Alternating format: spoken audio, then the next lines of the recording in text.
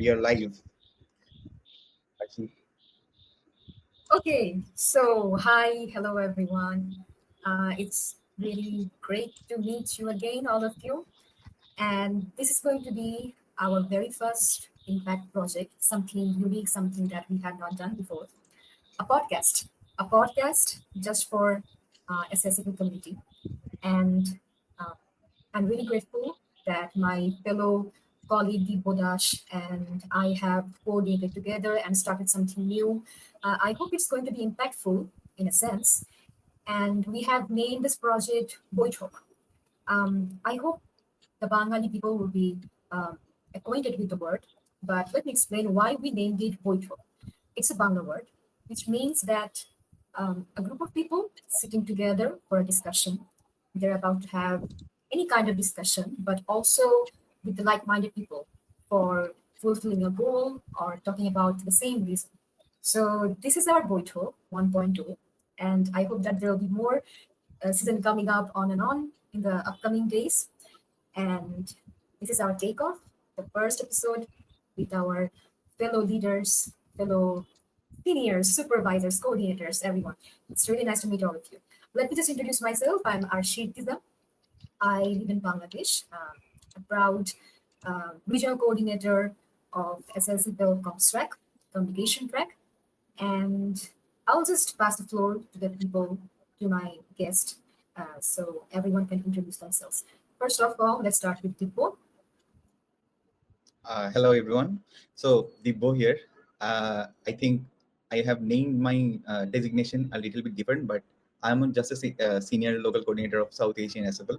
I'm also from Bangladesh, and hopefully the viewers would get happy or that we will be doing or we are planning to doing this kind of podcast twice a month, so that hopefully all of our South Asian local coordinators get to have a platform where they will share their experiences, or we will talk about specific topics that goes around South Asia, and how classical liberalism or SFL is going around and how it's impacting everyone. That should be one of the main goal of this podcast. So let us hear from our esteemed guests. Dennis. Thank you, Dibbo and Arshi, for this adventurous, ambitious podcast from South Asia SFL. Really appreciate this entrepreneurial idea of yours. Cool. So, hi everybody. This is Dennis here. I am joining from India, from the state of Kerala. I'm a legal professional, and I'm also being retained by Students for Liberty as a South Asia Programs Manager. I also joined Students for Liberty as a local coordinator back in 2018 through a Socratic colloquium back in my campus. It was a game changer for me, a turning point definitely. I was looking for something like SFL, exactly like SFL, and that's exactly when I found SFL. And I was so excited to join. I mean, I couldn't even express my excitement when I found out about SFL back then. Cool, that's it. Yeah, I'll pass on the floor to Riwaj. Thanks, Dennis. Thanks. So, like you see there, my name is Riwaj Dahal. I'm from Nepal. Nepal is a really beautiful country. A lot of mountains there. I love mountains, by the way. I live in the eastern part called Viratnagar. I'm the South Asia Programs Associate for Students for Liberty. Uh, like Dennis said, I joined SFL in 2018, and I attended a retreat, and it sort of changed my life. Now, so it's sort of changed my direction. I'm in a different place right now with a different understanding, with a different network of people. Before that, I was into student politics and really frustrated with that. So now I'm in a good place. So that's it. That's really interesting. Wow, Thanks, Riwaj. 2018, a long time ago. I was in my first year of bachelor's. I joined in 2021. Uh, Wonderful. yeah, I think we all, Archie and me, are from the same batch. So we are also starting Yeah. from undergrad that time. Nice. So let us start from there. Let us share how we joined SFL or what drawn us to SFL. Okay, let me start with that. For me, I think I joined before Arshi in SFL at the later stage of December of 2020. Few of my friends, two of my friends actually, were in SFL there, and I used to see their posts, and I always used to think what they are doing. Like they are always sharing posts about philosophical posts, and even though I know they are not from philosophical background or that whatever SFL is preaching, they are not from that background. However, they are sharing their stories and they are going here and there. So one day I saw the recruitment post and later on joined, and eventually it's been what, 2025 running, so more than 4 years.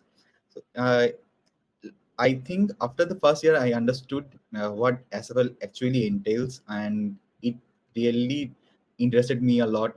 The thought process of classical liberalism and the definition behind it, it really intrigued me, and I understood everything, how everything actually works, the behind scenario of everything, at least from a philosophical point. And I met a lot of people, so that's a huge win for me. And because I always wanted to meet people from other country, and now I can proudly say I have friends in uh, all over South Asia. So that's a huge achievement for me, actually. Arshi. Oh, my story is very much basic, but also funny because Dibbo was the one person who uh, referred me to join this organization, and the way he actually motivated me was, "Hey, Arshi, join this organization because yeah, you'll get to meet new people, and not only virtually but also in person, and this is going to be something of your type, this platform." So trust me, I had a bare idea about liberalism or classical liberalism or these kind of philosophies because my academic background is still completely different from the track, but also everything actually aligns. Everything actually integrates into one common point. That's what I have understood after joining in SFL. Now I can even relate my academic backgrounds to the philosophies of SFL that we actually delivers in the platform, right? So it's pretty interesting because I was a person who was not goal oriented. I used to go to events in different communist parties, and uh, they used to bring me to the platforms like, "Hey, you're someone who's going to be really efficient for the platform for the communist parties, so join That's us how they start. and yeah, That's how they be get with you. us." But but also, I think people should actually share the ideologies properly. What do we do, and why should you be with us? It was not quite transparent while working with them. So being with SFL, and for the first year, I was completely out of knowledge, out of clue, like what I'm trying to do. I thought that it's a leadership organization. I mean, solely a leadership organization. So I was completely focused to that. But later, I understood like how much values do we put in our different phases of life, like in my philosophical life or from political perspectives, like economic perspectives or philosophical perspective. There are so many diverse versions in it. So uh, I have found interest. Also, rationally, I chose my path after joining UNESCO. So I'm really grateful to that. I am always exploring new stuffs, and sometimes there are some things that are contradicting to my personal beliefs or opinions. But that's also fine. That's what SFL actually teaches us, that you have to have the tolerance. You have to understand that everyone has the liberty of sharing their thoughts and opinions. So be with that, and obviously you'll be seeing a growth in yourself, in your community. So I'm really grateful for being in SFL. And of course, there's friends and foes, maybe. So yeah, it's fun.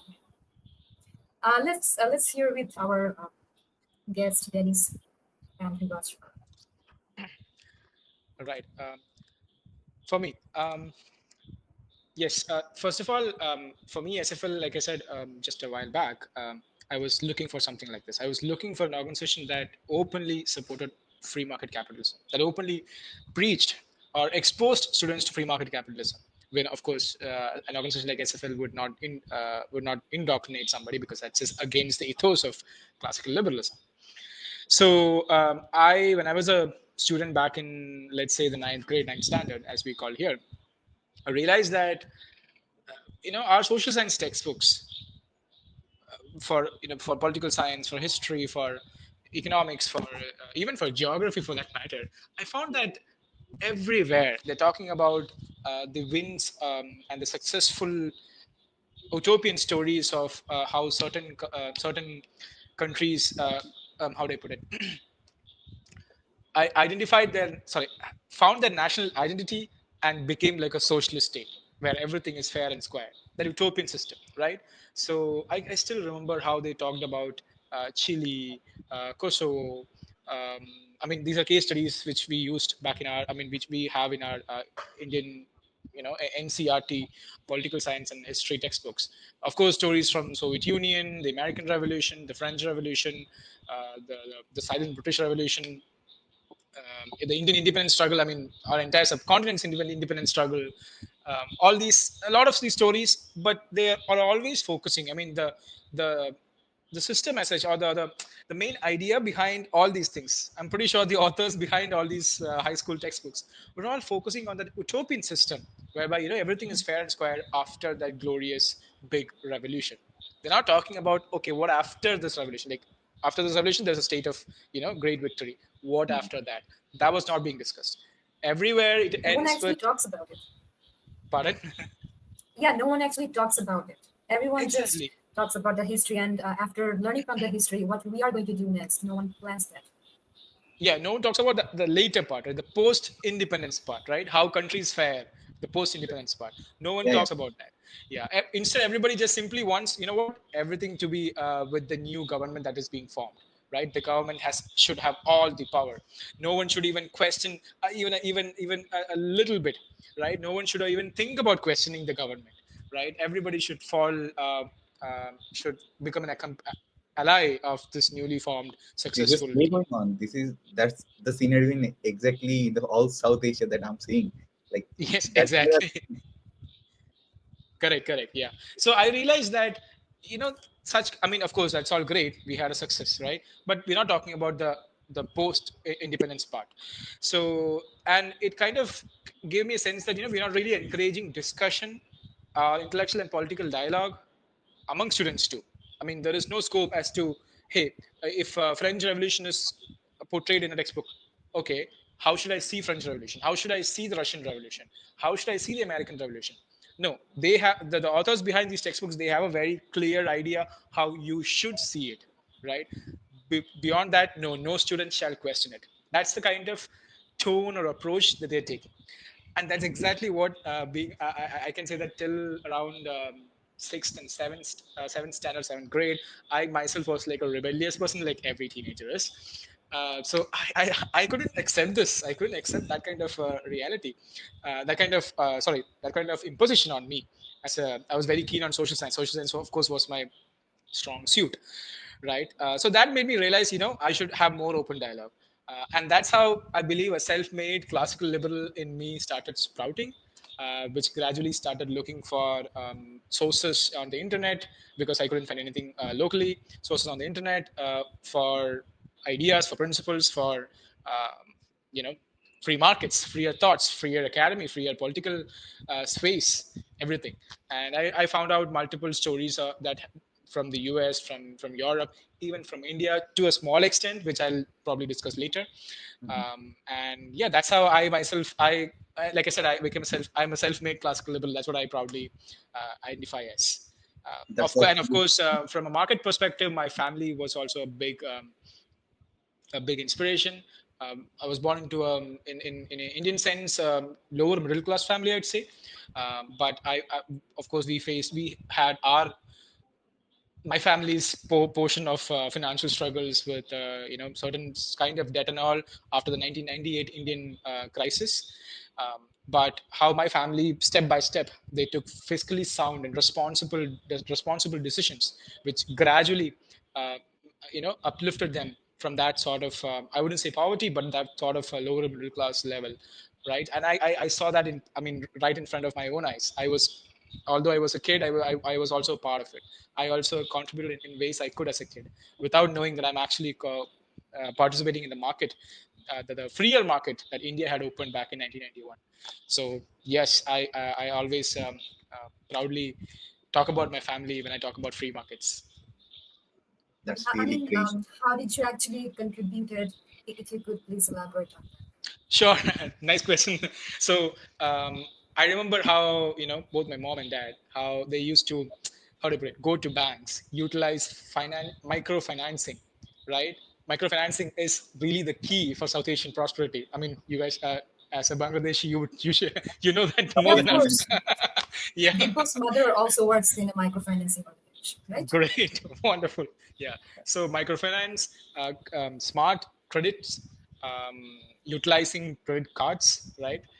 And then yeah, and then Oh, utilizing the simple, what is that, the simple concept of compound interest, right? Compounding your revenue, that's important. Yeah, yeah. mm, People don't really think about it, but then if you do the calculations, you realize that the more you invest, the more the time it takes, it is just compounding your wealth, right? So, mm. and then smart decisions, of course, that's very important. When to pull out, when to go in, decisions like that. I was always there, accompanying, like physically being there and mentally being the support as a kid. I still remember holding my Wow. mom's hand and walking through streets, just because she has her monthly installments to make at certain places, right? Which is both from a credit perspective, like paying back the credit that we have taken, as well as from a investment perspective, where she's whatever income she's able to save, how she was doing that. I really saw that right in front of my own eyes. So yeah, that's how I am saying I contributed to it. Basically, like contributing to the market by doing your own thing and uh, being spontaneous, or basically uh, investing in the market. That's how you contributed to the whole free market. Yeah, That's the whole. that's them. I was the moral and the moral, mental, and physical support. Yeah, that's a really great thing.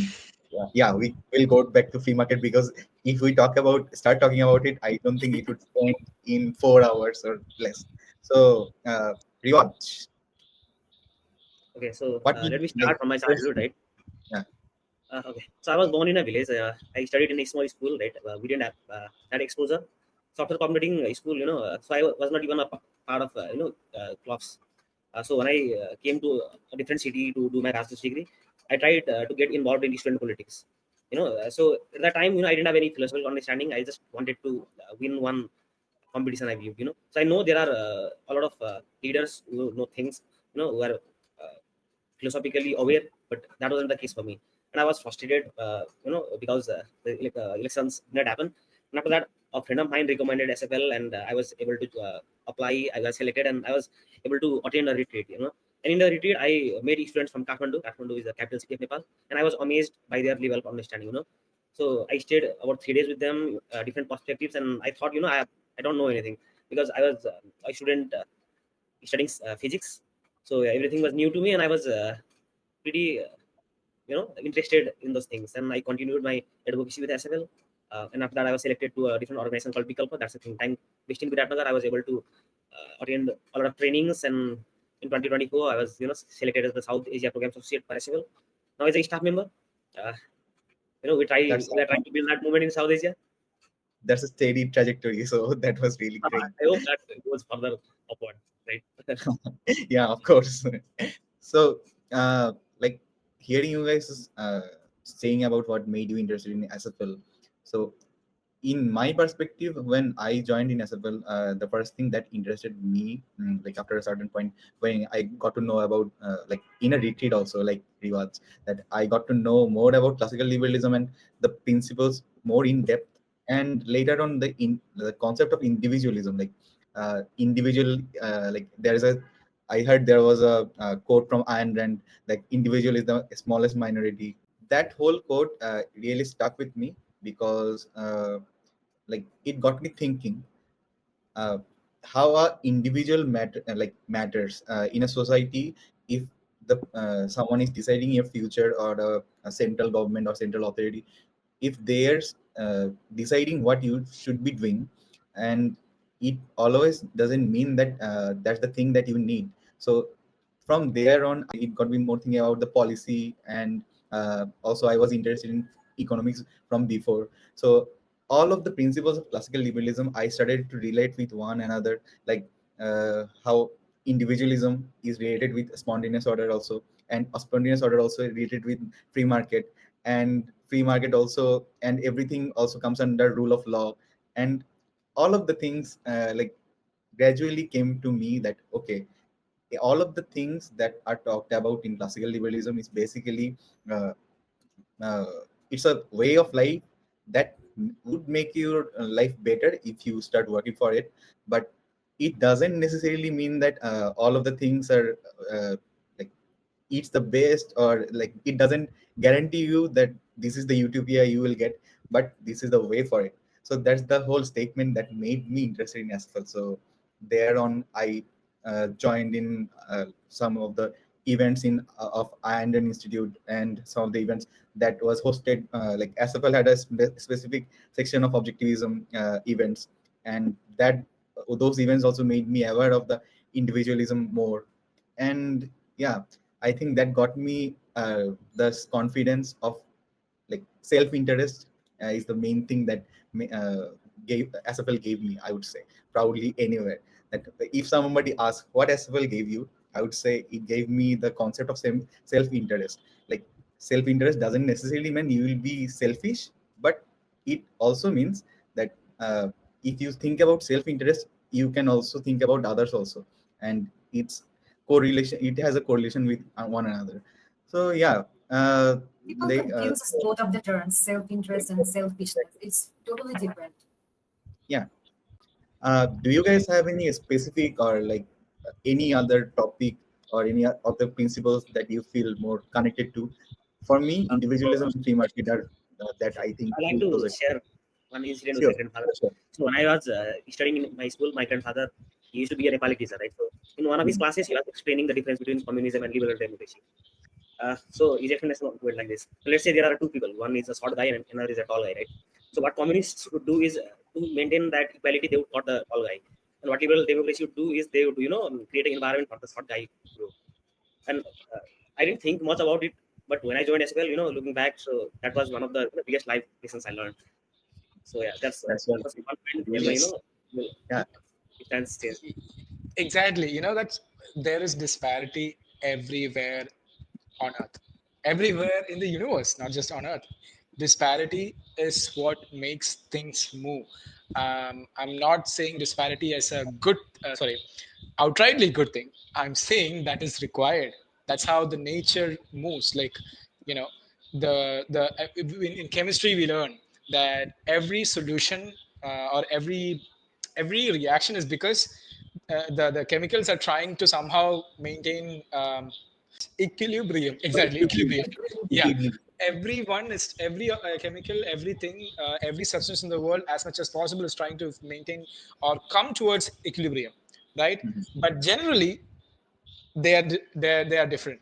So the point of a liberal democracy, as Riwaj mentions, is to create an environment, not forcefully create the equilibrium, but create an environment so that that equilibrium happens, right? Just because dry ice, right? Dry ice is the solid form of carbon dioxide. But dry ice, if it's stored in that cool manner, it will always remain dry ice. But the moment you open the lid in a normal room temperature with 1 atmosphere, that's it. Dry ice automatically becomes gas into carbon dioxide gas, right? So creating that environment for things to attain equilibrium is what we should be looking for. Is what we should all strive forward to, and not imposition of equilibrium. Yeah. So that's what I always that's how I consider. I call it. I prefer to call it republican democracies. Liberal democracy is just a new term that was that came into existence. But yeah, republicanism is what exactly that we are seeing as liberal democracies in the modern day. In the American or the Western side, they have a like more open discussion about classical liberalism. We also have that in South Asia. We also have that in like to a point. Do you think some of the aspects can be implemented more in South Asia, or do you wish to see some of the principles more be accepted in South Asia? I think not totally, but in bits and pieces, a few theories would be, beneficial. So, like you say, Nepal, used to be a hippie paradise. So people used to come here, to smoke weed, have fun, discuss about things, and look for a more peaceful life. Yeah. But somehow due to politics, that got banned. And now Western countries are already legalizing it. And Nepal, which is supposed to be a hub, is illegal, right? yeah, classical liberalism in Western countries, they also have protests around like drug use, like legalizing drug use. But of course, we can't say that in South Asia, in because also there is a social perspective, and every country has their own like social norms, and we obviously we have to respect that, because everyone was born and brought up in certain way, and we can just directly say that, hey, do this, and it should be like this and all like this. uh, there I think would be I think always a it's some going to process. be Yeah. very difficult to implement all the um, concepts of classical liberalism in South Asian perspective, because we do have too many diversities in all the South Asian Correct. countries. Social Yeah. diversity, we're too many diversified. So it's a lot challenging for us, but It, also not impossible. hmm. I would The like to thing add is like, something. yeah, yeah, sure. Uh, Nepal, for example, Nepal, right? So Nepal was the first country in South Asia to legalize same-sex marriage. So that's a win for Nepal, but at the same time, Yes. in other communities in South Asia, that might still be a pretty sensitive topic, right? Hmm. Of course, So I know yeah. we are getting there, but for now, that's not happening. So yeah, so Hmm. even in So different countries in Asia, so the same set of rules can be different.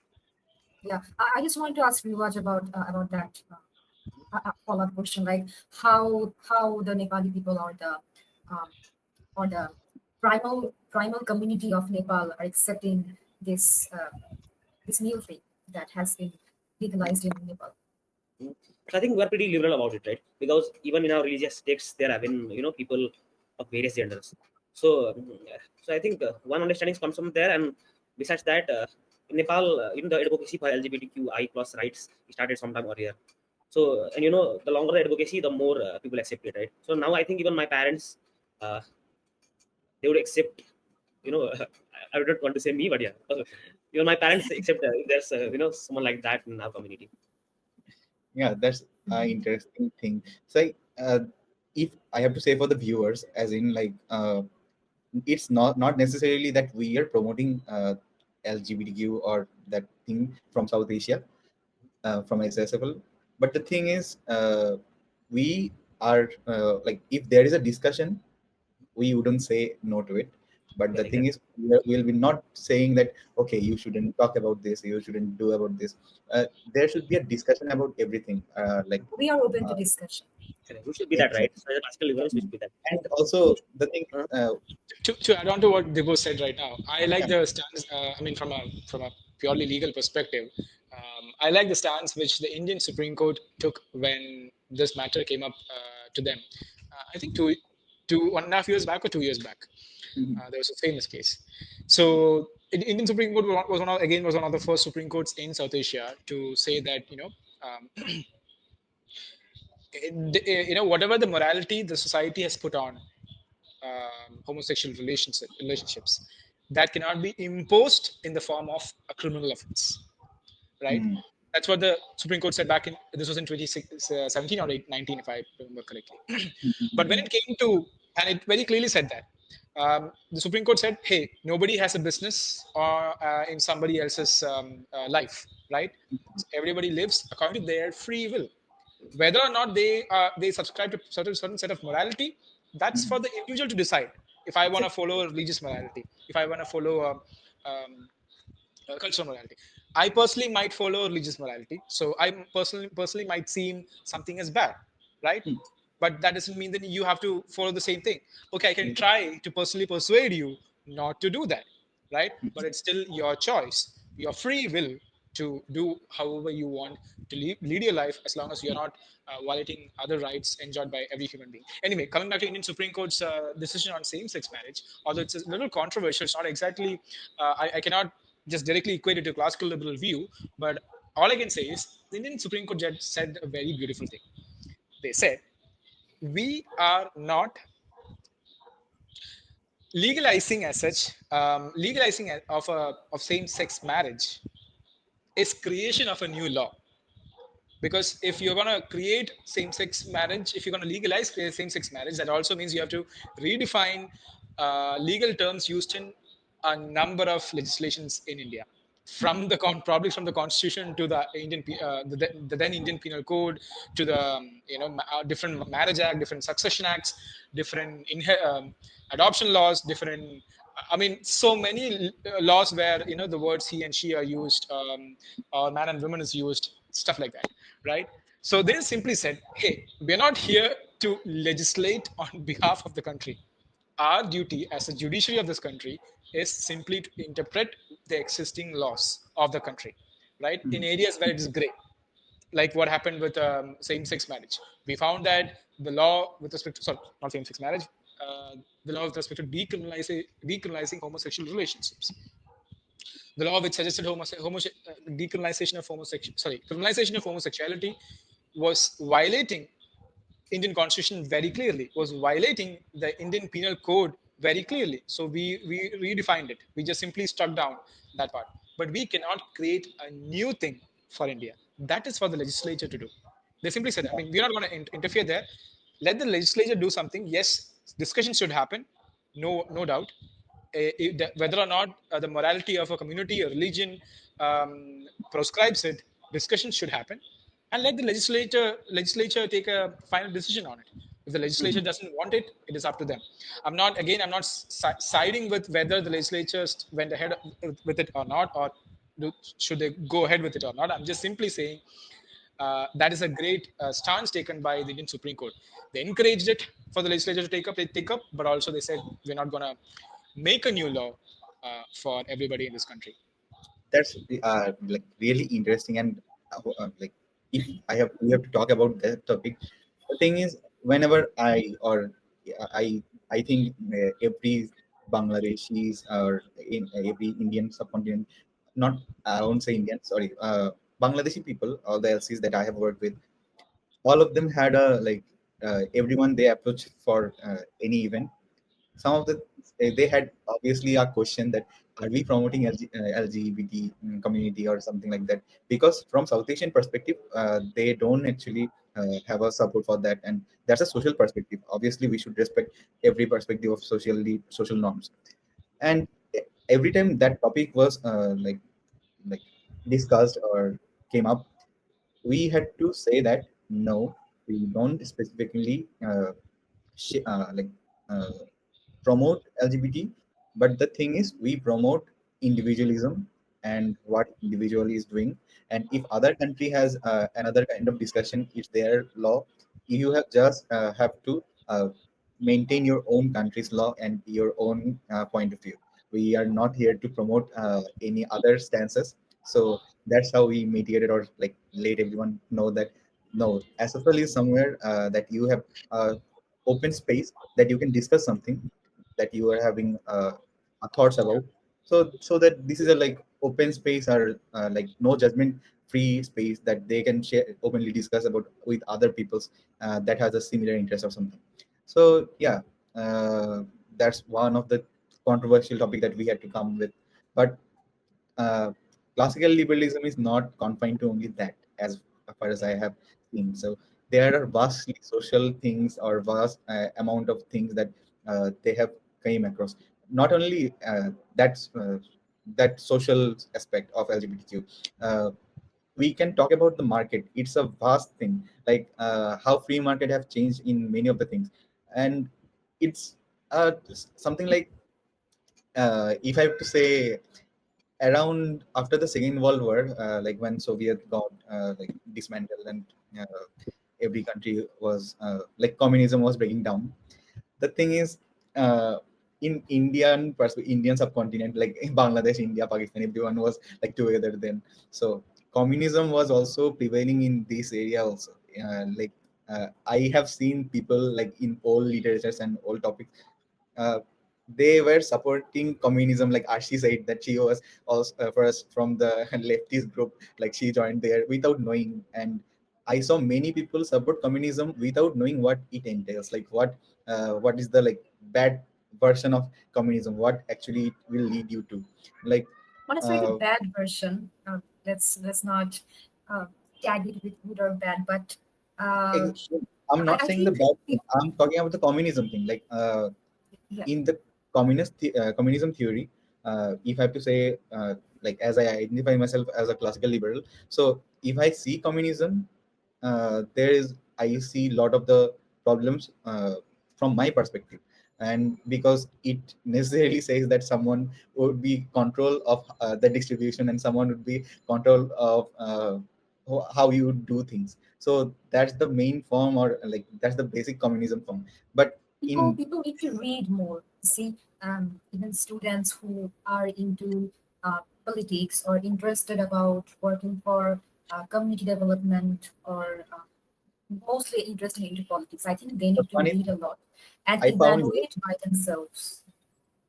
Yeah, yeah, the funny thing I found is people actually were interested in socialism idea of like distributing wealth, but they were saying they were communist, but their growth happened through capitalism of the free market ideas. So and this is the that's the most funny complete thing. hybrid.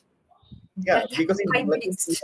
give an example, Bangladesh, in Bangladesh, like after, I think around 1980s or 75, Bangladesh opened up to foreign investors. Like they are welcoming foreign investors to come in Bangladesh, set up shop. That's how textile industry was born. That's how Bangladesh got its first, like all of the market valuation and every industry got, and people of Bangladesh got like way of source of earning. So basically, free market actually helped them to grow up financially or economically, because Bangladesh after the war, Bangladesh was financially down, and that free market concept actually build up the uh, reserve of Bangladesh as of now.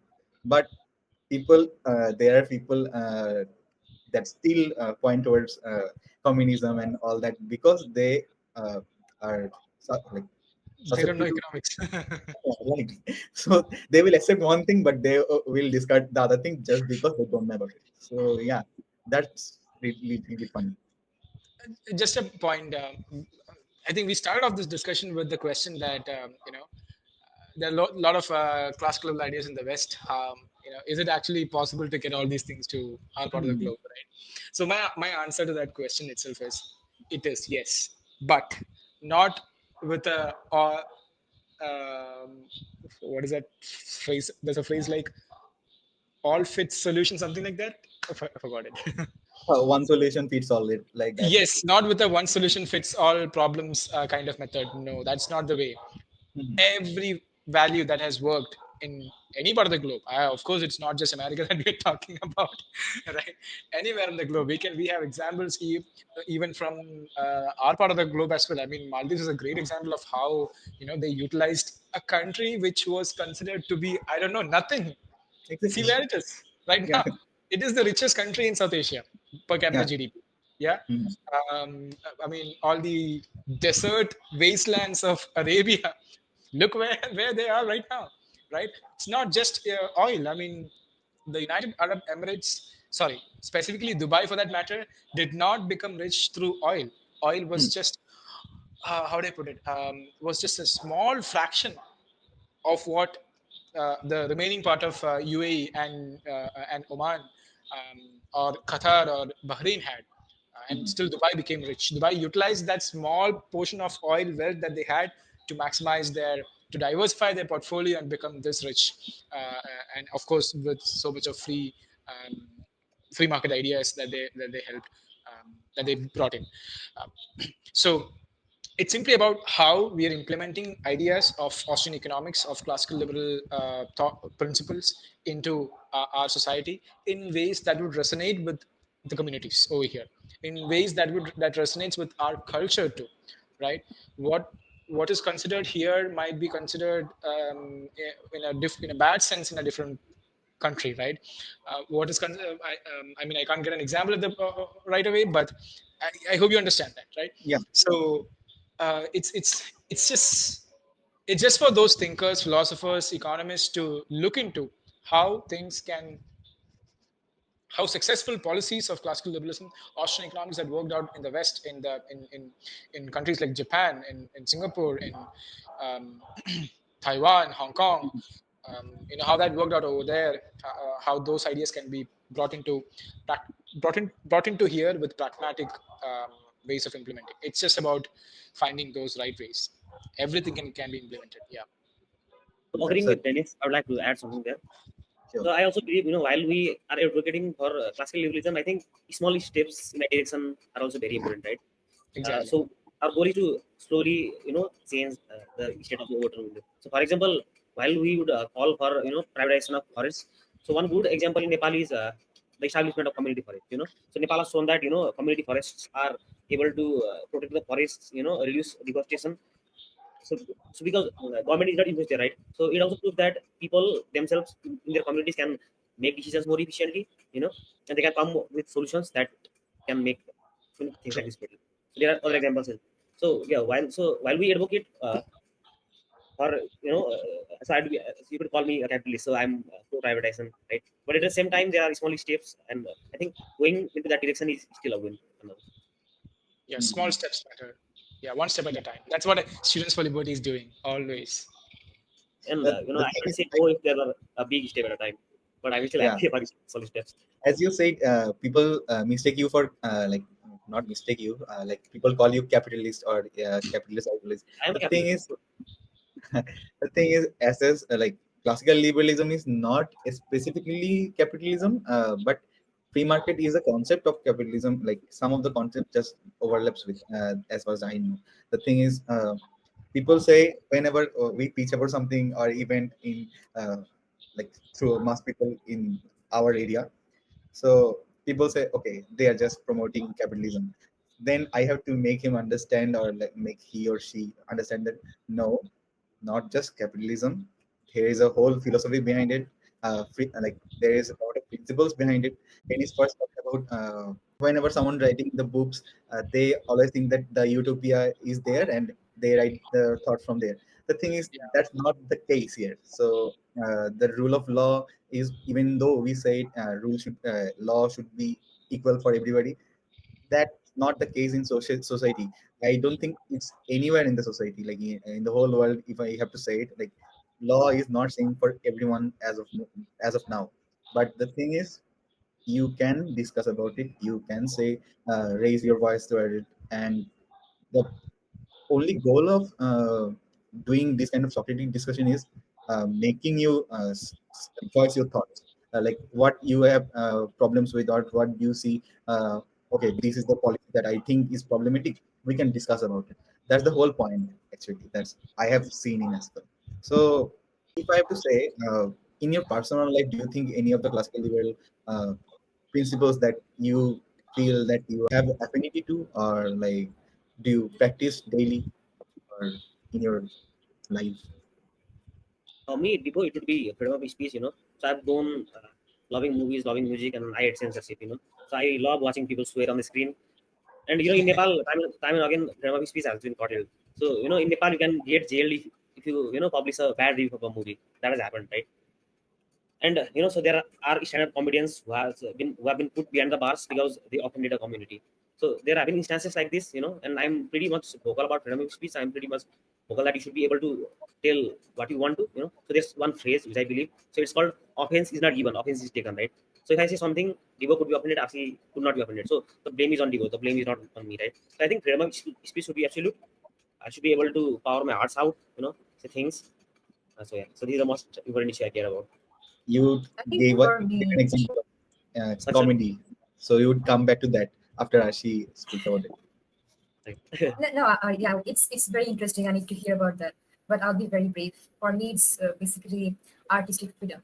I think I have been practicing that for many years of expressing my beliefs in different social aspects through art, and it should be it should be done without any question, because when creativity emerges, your thoughts are boomed in an unique way.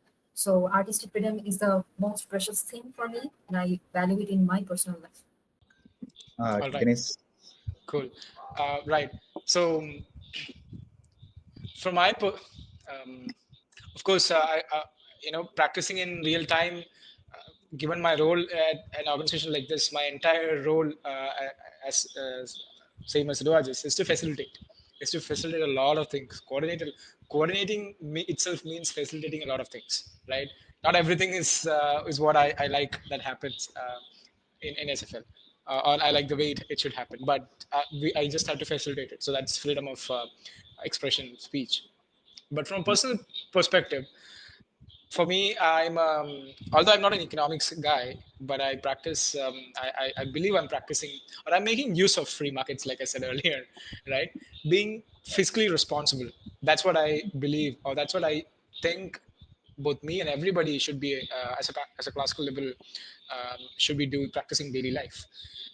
When I say fiscal responsibility in personal life, means simple personal finance, right? Do some investment, have some savings, ensure that your credits are smart, right? Be an early adopter to new fintechs, right?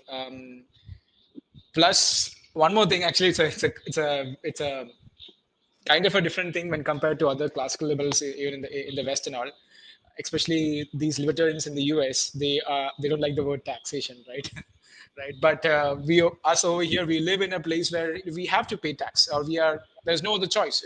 Taxation is we can't just simply stay away from paying tax.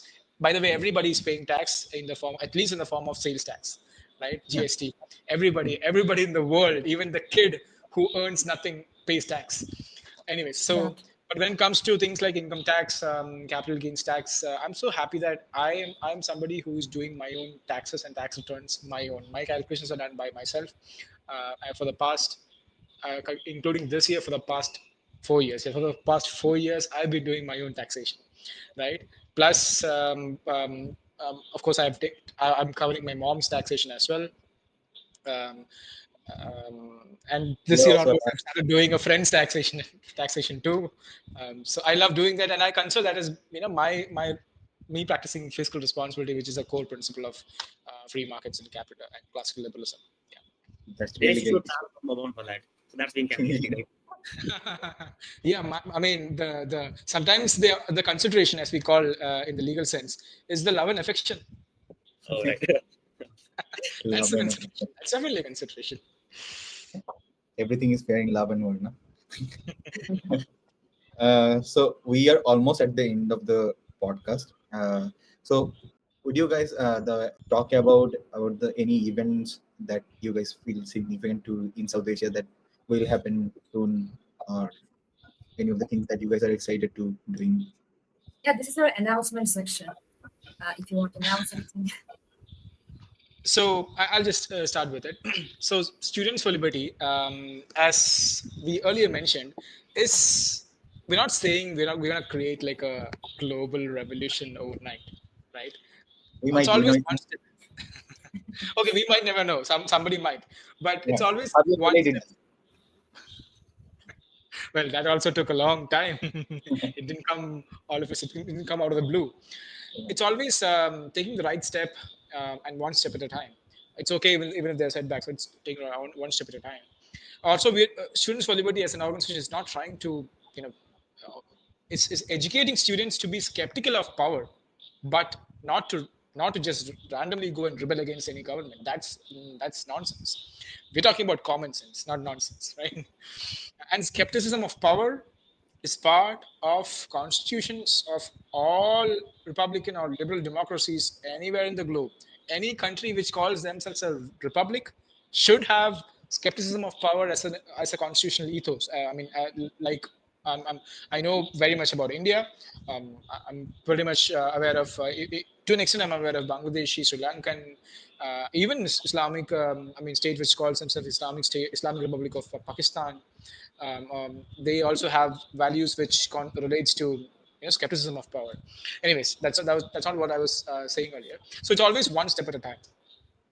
That's exactly what Students for Liberty is right now practicing through our new idea called impact projects. We have this amazing concept in Students for Liberty, whereby this organization exists to provide a platform for students leaning towards classical liberal ideas, leaning towards free markets, leaning towards capitalism. Right? This organization provides a platform for you to call it home, you to upskill yourself, you to try, and it's okay, fail, that's okay, but try again, right? And fail again, no problem. It's about giving those try, making those attempts, and trying and seeing what succeeds. Like I said earlier, in your community, in your society, there is no all one solution that fits all problems. No.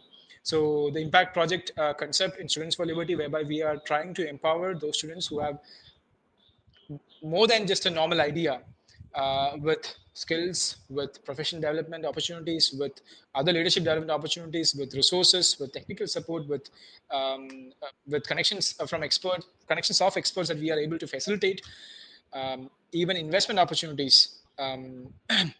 A great example is when one of our students from India went to the US and won the Shark Tank competition over there, where he pitched in front of 5 investors in the US, right? So that's what impact project is, and Students for Liberty is proudly providing that opportunity to students who are very serious about classical liberal ideas.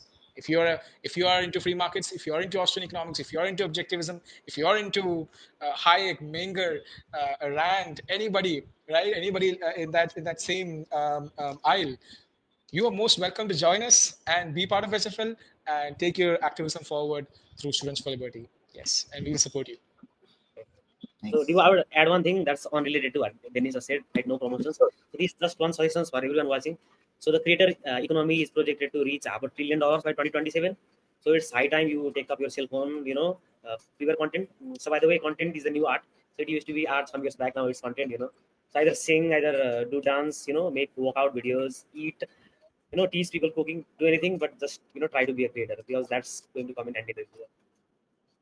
I'm That's really trying to do, although not successfully till now. I've been preparing content. Hopefully, I'll get an audience someday. Follow Riwaj, everybody. Riwaj, please. I hope this podcast, it gets a boom. We have 1 million subscribers in 2 nights. We earn billions of dollars. I hope that happens. Good one, Dibbo. hopefully. This uh, creator economy, just a quick thought, that is the best form of practicing real-time capitalism at play in the present Exactly. society. Anybody, you don't have to be a celebrity, you don't have to be a journalist. I mean, not a big-time celebrity journalist. You can be a normal person, right? Exactly. It simply depends on your smart skills and your smartness, your skills, and your talent. These three factors, there you go. Sometimes luck also plays a role, but um, I think the most important thing is the first three. That is And make sure capitalism. to talk shit about the government if it passes. So, I don't think that's possible in many of the countries. Yeah, I wouldn't suggest that right We should put a disclaimer around when he's talking about this. So, Beep, beep. uh, yeah. so I'm But not scared about. I'm just scared about talking, trading Bitcoin. So I wouldn't say anything about that. I wouldn't reveal anything.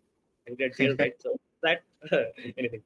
we are not also actually preaching about it. Like, we are not saying that okay, we must legalize this, we must do that and that.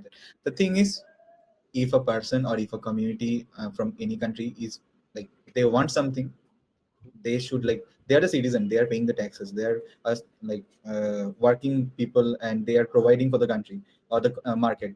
So whatever they need, they should voice their rights to the government, and there should be a easier process for every government. It's applicable for every government that the citizen should have a way of voicing their thoughts, and they should be heard actually, and there should be a discussion, and either it's right or wrong, it's entirely depends on the discussion, or the debate, or the points that they are making, the person who are wanting the things that they are wanting. So yeah, it's applicable in every country or every citizen in the world. So yeah, uh, So we one are last yeah, thing I would so like to add. So I think it's so while we advocate for our cause, right? So one important thing is to know our audience, right? So at first we should know our audience and we should frame our conversations in a similar way. And in this way, I think we are going forward in the future. that's really great. Okay, so we are almost end of our podcast, and we are running on the late borrowed time. The thing is, for the time being, for this podcast, we are Yeah. thinking of maybe doing it twice a month, or maybe more frequently if we get more followers. And hopefully this will be a place that every local coordinator will get to have their voices, and they can share their event updates also. Like if they are the event, let's say yeah, in coming days, they can just join and in the announcement section and share their event updates also. and also this we want this to be a place where the local coordinators get to have a place other than the events they are doing in their own vicinity. For the whole South Asia, they will have a broadcast channel basically in this podcast. So yeah, hopefully Yeah, we this will is get going to be more. voice of Ilses. Yeah, Awesome, awesome. and And to all the SFL donors out there, remember your support is so valuable, not for us, but for you, because we are creating people like you for the next. I mean, the next generation people like you. So continue supporting us. yeah. Ah, Thank you. okay. Thank you, Dennis. Thank you, Riwaj, for coming. Uh, Hopefully, we will see you more in the podcast in the future. Thanks, Uh, guys. Have a good yeah. night. Yes. Tata. Bye. Bye bye.